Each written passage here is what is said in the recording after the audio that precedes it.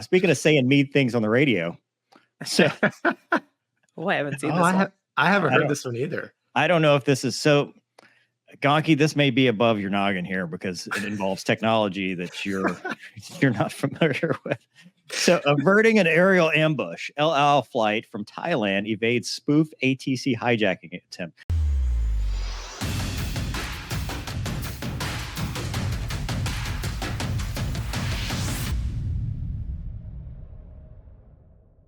Dude, this is straight out of 24, like season 3 or something. They did this. This was the plot for 24. Like it finally made its way to Somalia, and they're now enacting the terror threats from that. But LL Flight 88 was navigating through airspace with regular Houthi activity, not Somalia, sorry. Crew members received instructions to deviate significantly from their flight plan. They switched to alternative communication channels and verified the integrity of their original flight path with other air traffic controllers. Other flights have been seeing spurious air traffic communication advisories. The flight would have been directed in the area of vulnerability. Wow. Though it's not certain whether the aircraft could have come under direct attack. They issued guidance on increased risk. And if you watch the video, which we're not, from what I understand, they were spoofing VHF comms, so very high frequency voice comms, and basically overriding the actual controllers. And what the controllers managed to do, because they realized it was different voices, they said, hey, get on the CPDLC, which is the aircraft data link, and acknowledge all instructions via that, which is more secure than the voice. But you actually had the Houthis trying to give them instructions to descend, turn, or whatever, which could have been disastrous because they're luring them into an ambush, which I think this is the first time we've seen something like this. This is new. That's scary. Yeah, so you did send this to me. I did read it. I'm always surprised that they're like in the MH17, right? The 777 Malaysia Airlines got shot down. Why? It's because they were flying over a war zone. And you read this article and they're flying over hostile territory. I'm always surprised. Well, they're flying near it. They're not over it. They're near it going back home.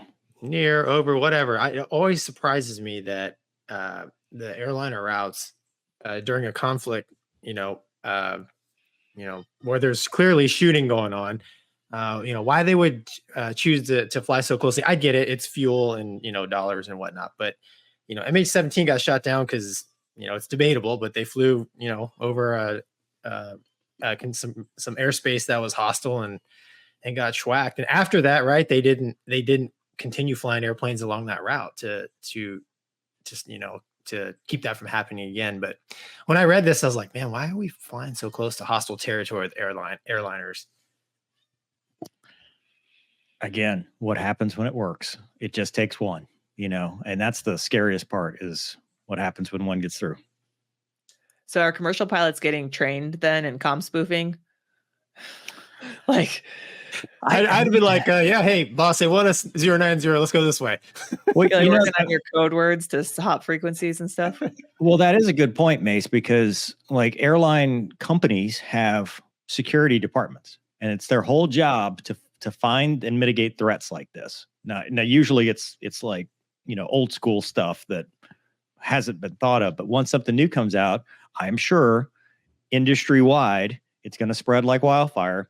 And then the security departments are going to issue some kind of, your message or crew message that says, be advised, they're spoofing. Because in fact, in the article even talked about, they were issuing NOTAMs for this.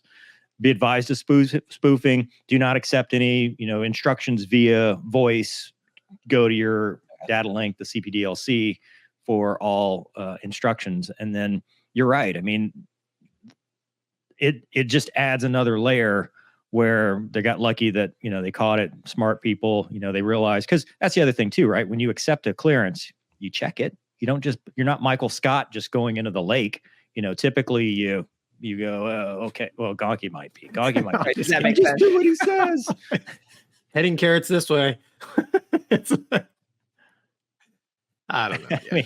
Yeah. I mean, these guys were. I don't have any training in long range international nav either. I don't know what the protocol is for, reporting points and air, jet, whatever they do out there.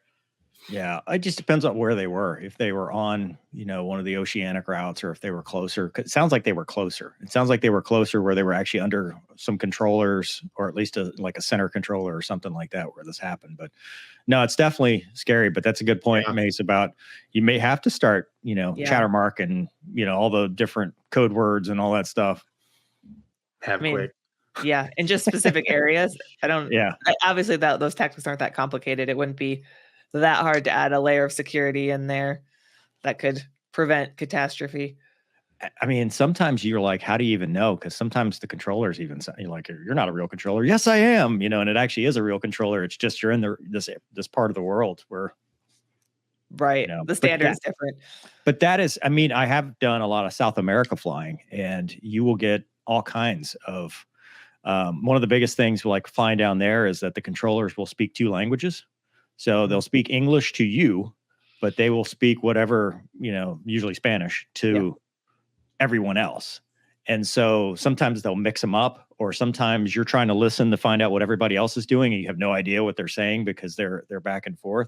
But we've had incidents in the airlines where people have trusted what ATC, where I was just making a joke about that, but it actually is serious, where they'll say, hey, take a vector, and that vector actually ran them into a mountain because they cut the arrival off, and no one QC'd it.